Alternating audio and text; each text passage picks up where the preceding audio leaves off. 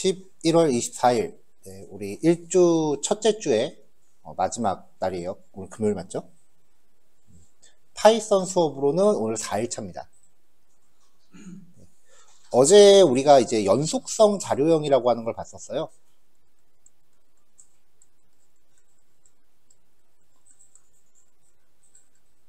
이 연속성 자료형이라는 게 어떤 걸 생각하시면 되냐면요. 인덱스 번호를 갖고 있는 애들.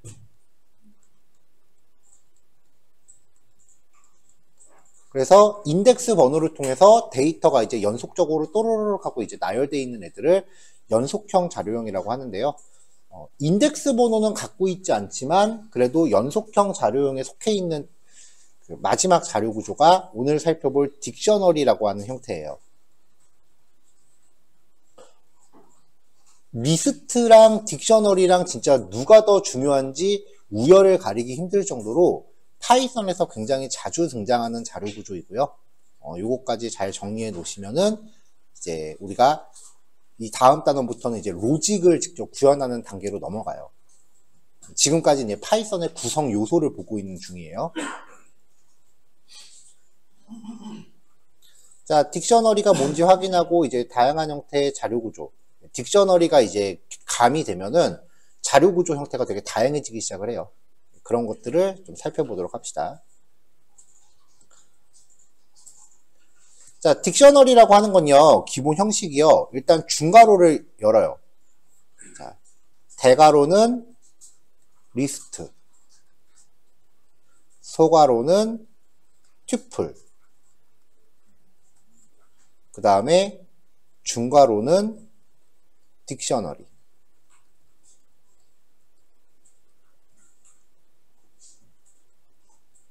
딕셔너리가 사전이잖아요. 우리 말로 직역하면. 그래서 어떤 책은 사전 자료형이라고 이야기도 해요. 근데 이게 왜 사전이냐라고 하면 우리가 사전에서 보통 어떤 단어를 찾으면 거기에 해당하는 뜻을 보죠. 그러니까 뭔가 매칭하는 그 이름이 있고 거기에 해당하는 내용이 있다는 의미거든요. 마찬가지예요. 중괄호 안에 어떤 데이터에 대한 이름표를 하나씩 붙여요. 이름표를 데이터 이렇게 하나씩 붙여요. 이름과 값을 콜론으로 구분하고요. 각각의 데이터 사이는 쉼표로 나열을 합니다. 그래서 이제 딕셔너리라고 부르는 거예요. 일반적으로 이 이름을 프로그래밍에서는 키라고 부르고요. 값을 value라고 불러요. 그래서 대부분의 파이썬 책들은 딕셔너리를 설명할 때 키와 value의 쌍으로 구성된 자료 구조다라고 한 줄 띡 이렇게 설명하고 끝내요. 개인적으로 그 설명이 되게 마음에 안 들더라고. 키가 뭐고 value가 뭔지 좀 쉽게 얘기해 주면 좋을 것 같은데. 네. 우리가 사용하고자 하는 데이터에 이름을 붙이는 거예요. 자, 딕셔너리의 원소에 접근하려면 변수 이름 뒤에 대괄호를 추가하고 만들 때 어떤 형태의 괄호로 만들던 간에 쓸 때는 무조건 대괄호 썼었죠. 인덱스 번호가 없어요, 얘는. 그러니까 이름을 대신 명시를 해요. 그럼 이렇게 얻어지면은 거기에 매칭되는 값이 소환이 되는 거고요. 이렇게 소환된 값은 뭐 직접 출력하거나 연산 같은 거에 쓸 수 있는 거죠.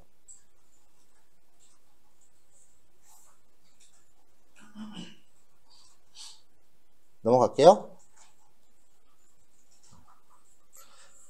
한 가지 특이사항은요. 파이썬에서는 요 이름을 항상 따옴표로 감싸줘야 됩니다. 따옴표로 감싸지 않으면 파이썬에서는 문법 규칙 에러가 발생을 해요.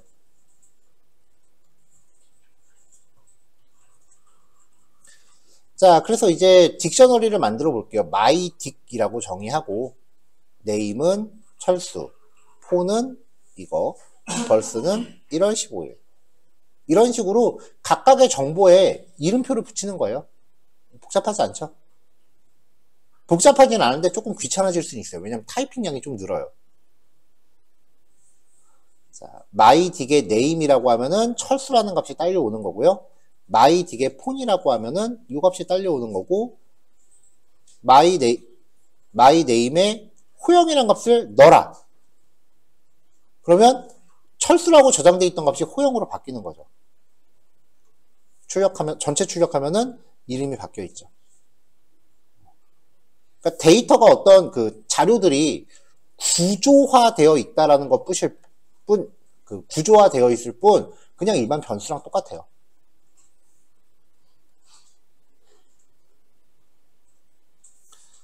존재하지 않는 키를 출력하려고 할 때, 푸가 A는 100, B는 200이라고 돼 있을 때, 푸에 C를 출력해라라고 하면 없잖아요. 얘 입장에서는 벙찌는 거지. 키 에러. 요걸 키라고 부른다 그랬죠? 키가 에러래요. C라는 키가 에러래요. 에러 메시지 되게 심플하죠. 근데 존재하지 않는 키에다가 대입을 해라 라고 하면은 그 순간 만들어요. 없는 걸 출력하지 못하지만 없는 걸 만들어줄 수는 있겠죠, 당연히. 또 하나, 그 딕셔너리의 특징 중에 그 상당수의 많은 책들이 중복을 허용하지 않는다라고 얘기를 해요.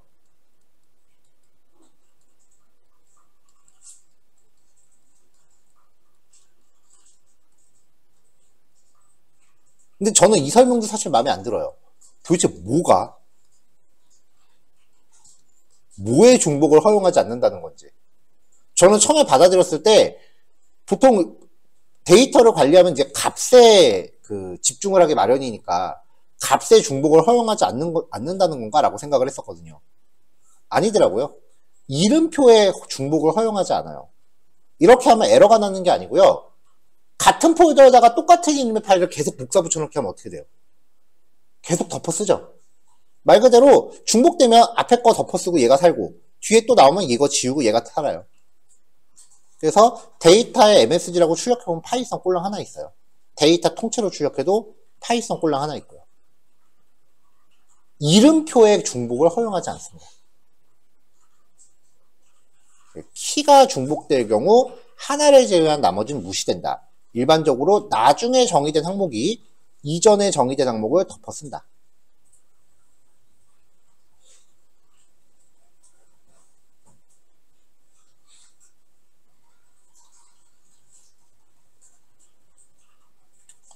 넘어가도 될까요?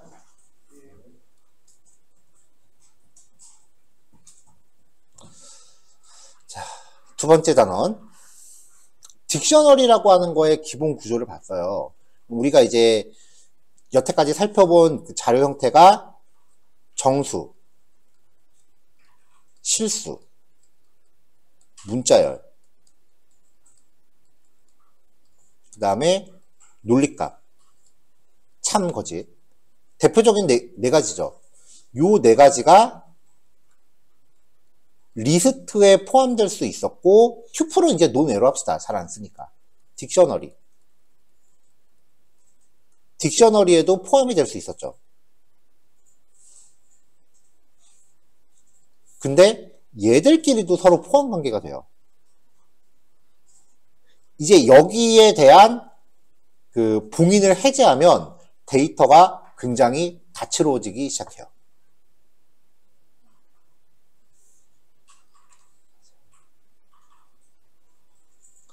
자, 첫 번째는 리스트를 원소로 갖는 딕셔너리입니다.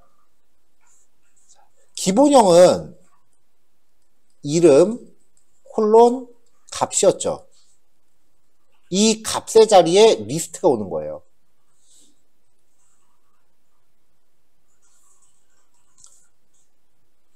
그 다음에 또 하나는 딕셔너리 안에 딕셔너리를 또 넣을 수 있어요. 우리가 리스트 안에 리스트 넣는 거 2차원 리스트라고 했었죠. 마찬가지로 딕셔너리 안에 딕셔너리를 또 넣을 수 있어요. 반대로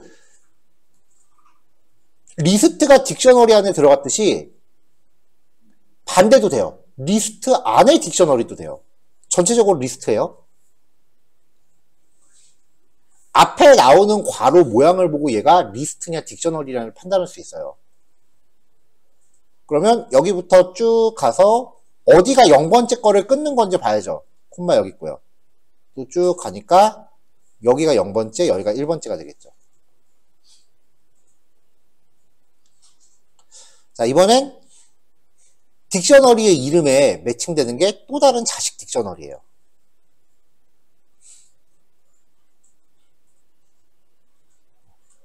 조합할 수 있는 가지수는 셀 수 없이 많습니다. 거의 무한대로 조립할 수 있어요. 그러한 것들을 잘 파악을 하셔야죠. 자료 구조를 잘 파악을 하셔야죠. 이 자료 구조를 파악하는 것부터가 그 코딩 테스트 준비 시작이에요. 각종 코딩들. 원래 그 코딩 테스트 물어보는 것 자체가 뭐 이품은 이따가 살펴볼 이품은 잘 쓰고 반복 그런 거 물어보는 게 아니에요. 자료 구조를 얼마나 잘 설계하고 활용할 수 있는가예요. 이거 한자어로 풀이하니까 자료 구조라고 하지만 영어로 말하면 되게 뽀대나요. 데이터 스트럭처. 그러니까 데이터 구조를 염두하지 않는 코딩은 그냥 주먹구구입니다.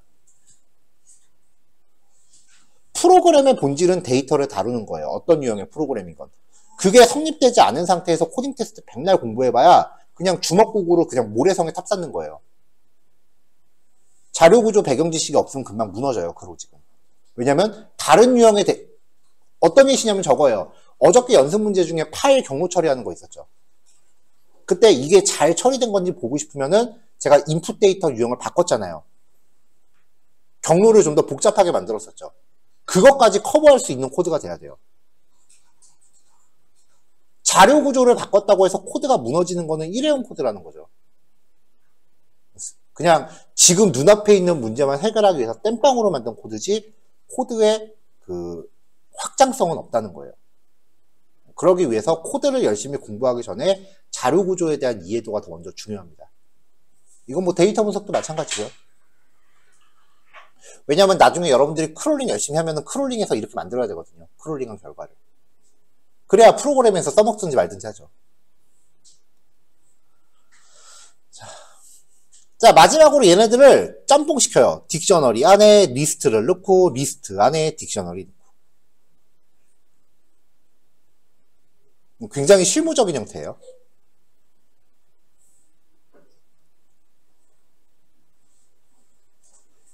자, 하나씩 쪼개보죠. 기본 데이터 타입의 값 대신에 리스트를 포함을 한 거예요. 하나의 키에 대해서 여러 개의 값을 지정하는 효과예요. 예를 들어서 info라고 하는 변수에 폰이라고 넣고요. 여기에다가 010 1234 5678 이렇게 지정을 하면 인포에 대해서 폰에 해당하는 데이터, 인포에 대해서 폰에 해당하는 데이터는 요 리스트 전체죠. 거기에서 만약에 내가 가운데 것만 뽑고 싶다라고 하면은 리스트잖아요. 대괄호 열고 0, 1, 2니까 1번째 거를 가져와라. 변수 이름에 키 이름 그리고 리스트의 인덱스 번호가 되겠죠.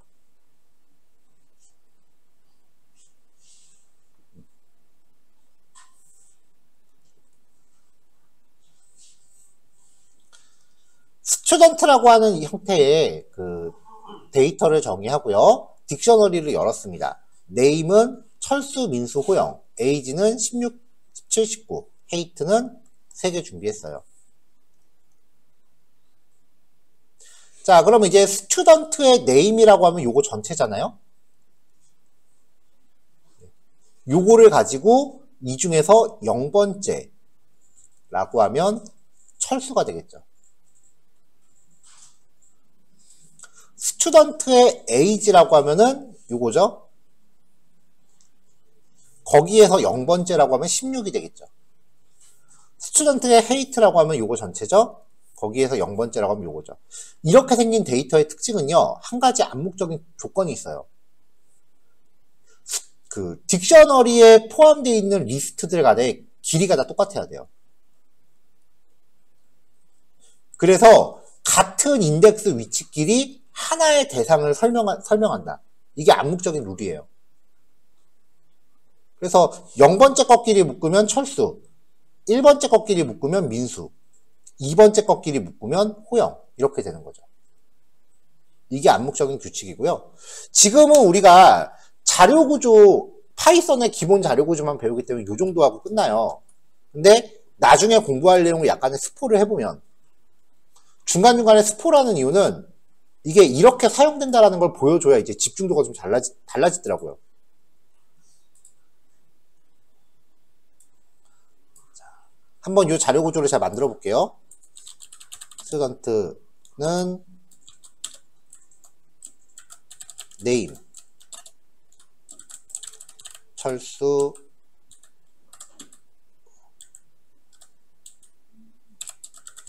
민수, 호영. 에이지는 16, 17, 19. 헤이트는 172.4, 168.2, 170.5.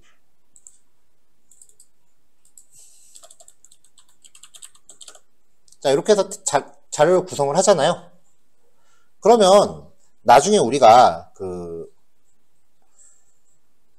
판다스라고 하는 파이썬의 확장팩을 공부를 해요. 그게 이제 분석에 사용되는 자료 구조를 표현하는 그 패키지인데, 자, 요거는 그냥 눈으로만 보세요. 지금 하기엔 너무 일러요.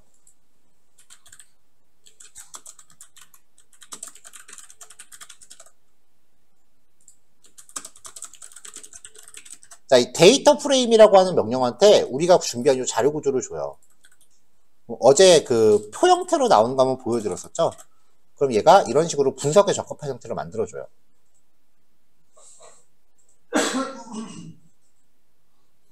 그럼 이걸 가지고 이제 우리는 분석을 하는 거죠. 예를 들어서 키에 대한 정보를 알고 싶다라고 하면은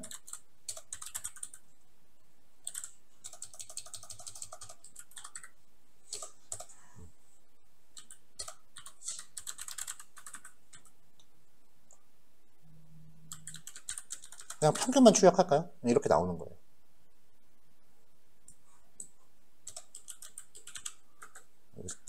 데이터가 3개밖에 없어서 나오지도 않겠다. 뭐 이런 식으로. 그러니까 어쨌건 우리가 분석을 하려면 수단과 방법을 안 가지고 데이터 프레임이라는 걸 만들어야 돼요. 이걸 만들기 위해서 여기에 넣을 수 있는 각종 유형의 자료들을 보고 있는 중이에요. 그러니까 이것저것 우리가 보고 있는데 길은 다 얘로 통해요. 그래야 여기서부터 분석에 개시될 수 있기 때문에.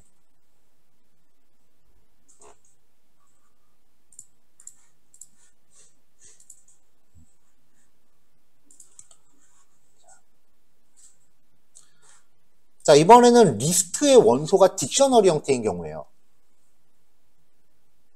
자, 딕셔너리 1이 있고 딕셔너리 2가 있어요. 각각 독립적인 딕셔너리예요. 이거를 리스트의 원소로 넣어줘요. 그럼 리스트의 0번째가 1번 딕셔너리고 리스트의 1번째가 2번 딕셔너리겠죠. 이것도 어제 우리 2차원 리스트 했을 때처럼 한 방에 코딩하면은 이렇게 변수 생략하고 얘가 바로 이 자리에 들어갈 수 있잖아요. 보통은 이런 식으로 코딩을 많이 합니다. 리스트의 0번째가 1번 딕셔너리죠. 0번째. 그럼 여기에서 첫 번째 키에 대한 데이터를 또 꺼내라. 그럼 value 1이 딸려오겠죠.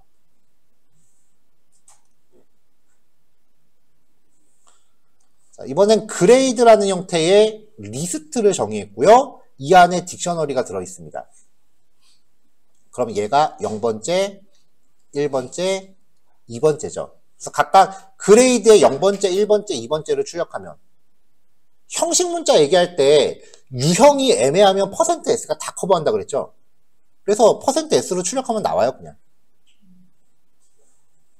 사실 숫자도 %s가 숫자도 커버할 수 있어요. 그러니까 퍼센트 붙은 이 형식 문자 못 쓸지 애매하면 그냥 s로 다 때리셔도 돼요. 그럼 이제 0번째 원소, 1번째 원소, 2번째 원소 각각 딕셔너링 확인을 했어요. 자, 문자열에 대한 형식을 하나 지정을 하고요. tpl.format 0번째에 들어갈 거. 그레이드 0번째 여기에서 name. 그럼 철수가 되겠죠. 자, 그 다음 여기 1번째 들어갈 거 그레이드 0번째에서 KUR 국어 점수, 그레이드 0번째에서 ENG 88. 나머지 안 봐도 되죠? 자, 이렇게 해서 이제 딕셔너리를 구성할 수 있습니다.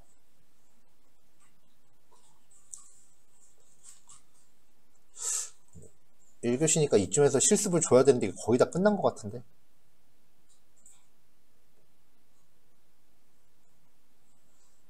오케이. 뒤에 아직 조금 남았네요. 자, 1교시 여기까지만 설명할게요. 여기까지만 먼저 실습해서 유형들 한번 잘 판단해 보세요.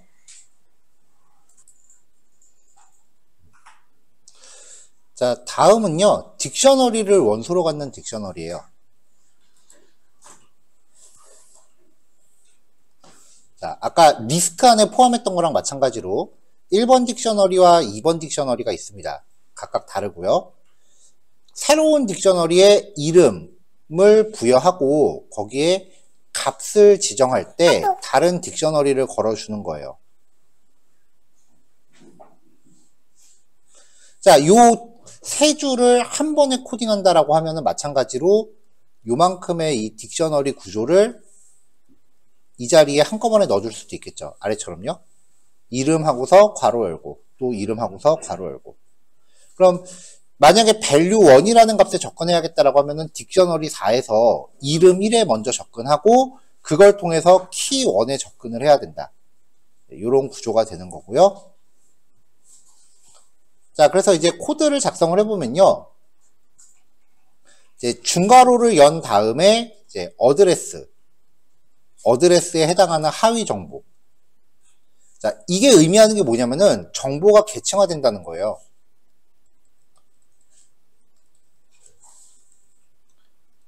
실제로 비주얼 스튜디오 코드에서 중괄호를 열면은 코드랑 라인 번호 사이에 이렇게 화살표가 들어가요. 이 화살표를 클릭하면은 코드가 접혔다 열렸다 해요. 그러니까 어떤 구조를 구성하고 있는지 편집기를 통해서 우리가 가늠할 수 있는 거죠. 스튜던트의 어드레스에 addr1, 스튜던트의 바디에 헤이트, 이런 식으로 이제 정보에 순차적으로 접근할 수 있어요.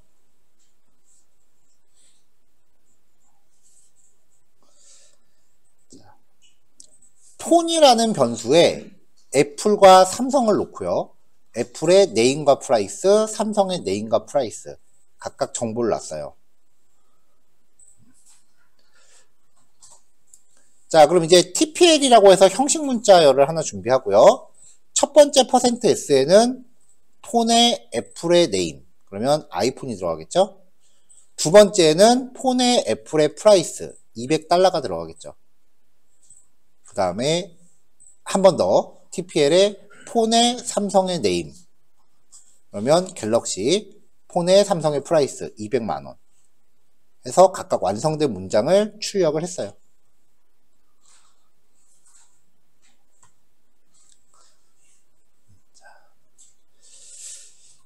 자, 복합구조의 끝판왕입니다. 딕셔너리의 원소로 포함되는 리스트가, 일단 딕셔너리 안에 리스트가 하나 있어요. 이 리스트의 원소가 각각 개별적인 딕셔너리예요. 0번째, 1번째, 2번째. 자, 이때도 암묵적인 규칙이 있는데 이 세 개의 딕셔너리는 각각 같은 구조다라는 암묵적 규칙이 들어가요. 자, 리뷰의 아이템스의 0번째의 이메일, 리뷰의 아이템스의 1번째 이메일, 리뷰의 아이템스의 2번째 이메일. 자, 괄호 모양을 보고 데이터 유형을 판단하셔야 돼요. 리스트면은 일단 인덱스 번호 적격이 먼저고요. 그 다음에 오는 게 딕셔너리 괄호니까 키값으로 접근을 하셔야 되고요. 아마 여러분들이 만나게 되는 데이터 유형 중에 가장 흔한 게 이걸 거예요.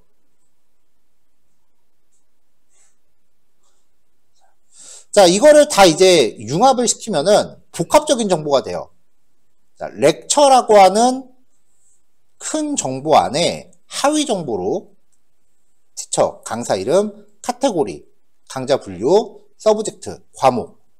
과목은 이제 단어는 여러 개가 들어갈 테니까 리스트로 연 다음에 0번째, 1번째, 2번째로 나눈 거죠. 그래서 강좌 번호, 제목, 그 다음에 뭐 날짜. 자, 그럼 얘네들은 독립정보니까 한 번만 쓰면 돼요. 자, 렉처의 티처, 렉처의 카테고리를 여기 %s에 세팅을 해주고요.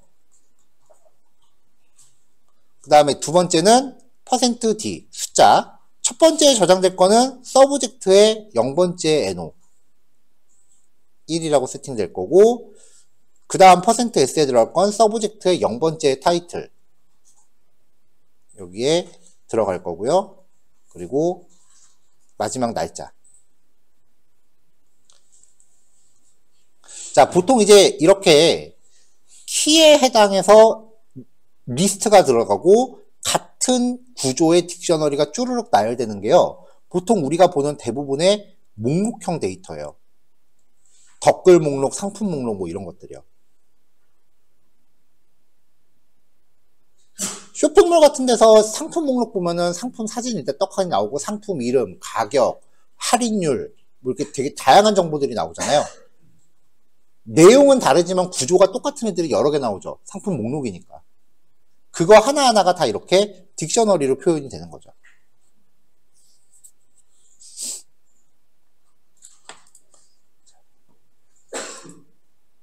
네. 아까 연속성 자료형의 딕셔너리를 포함하셨는데요. 그 딕셔너리도 키값 말고 인덱스가 혹시 가능한가요? 한번 해보죠. 사실 좀 잘 안 써서 됐던가 하고 좀 헷갈려요, 지금. 한번 해보면 제일 빠르니까. 같이 한번 해보죠.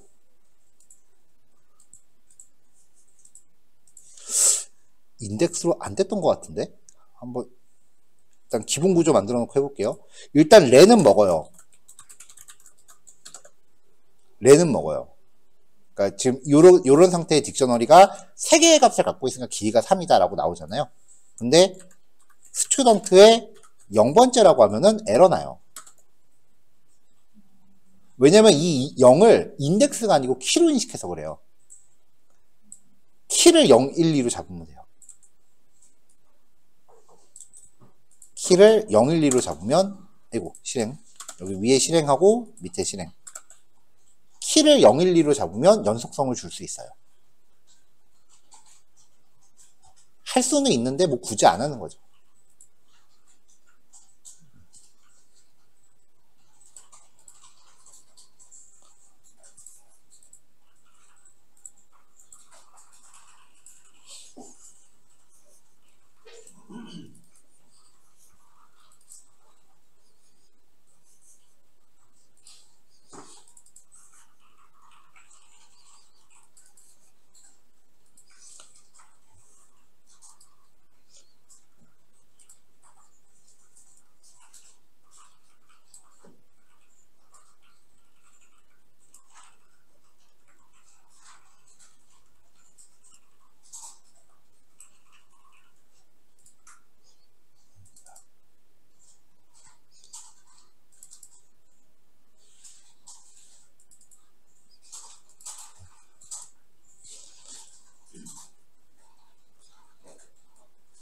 자, 뭐, 나중에 하게 될 예제 중에, 이제, 데이터 수집 관련된 내용들이 분명히 있어요.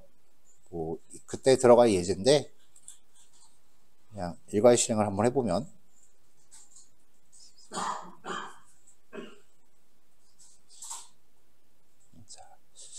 자, 지금 얘가 특정 URL에 접근해서 데이터를 이제 가져오는 거거든요. 요 주소에 접근을 해보면,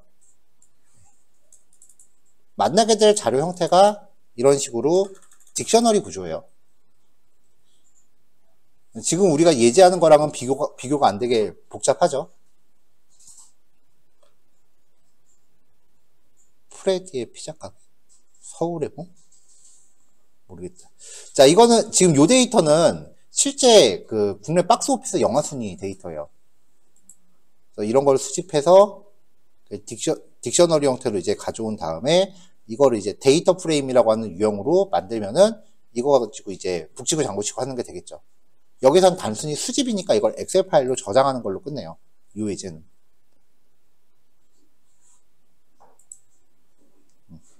뭐 이런 식으로 이제 들어가기 때문에 딕셔너리 유형은 굉장히 많이 익숙하셔야 돼요. 지금은 되게 단순한 데이터예요.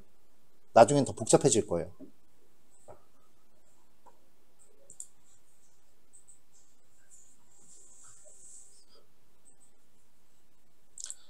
자, 딕셔너리는 키와 밸류의 쌍으로 이루어진 연속성 자료형이다 라고 했죠. 뭐 자체적으로 인덱스를 갖고 있진 않지만 맘먹으면 인덱스를 쓸 수는 있어요. 키 자체를 인덱스로 넣으면 되는 거였죠. 조금 전에 같이 확인했고요.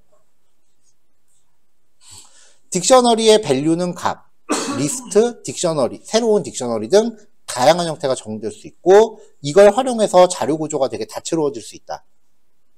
얘기했고요. 자, 딕셔너리의 원소에 부여되는 이름을 무엇이라는가? 네임, 인덱스, 키, 밸류. 네, 키라고 부르죠. 자, 딕셔너리를 구성하기 위한 괄호는 네, 중괄호 2번. 딕셔너리의 원소를 뭐라고 한다? 밸류. 그래서 같이 하시면 되고요. 자, 시간 얼마 안 지났으니까 바로 다음 단어 하나 더 이어서 보죠. 1시간을 요만큼만 실습하고 끝내기엔 너무 아쉽죠?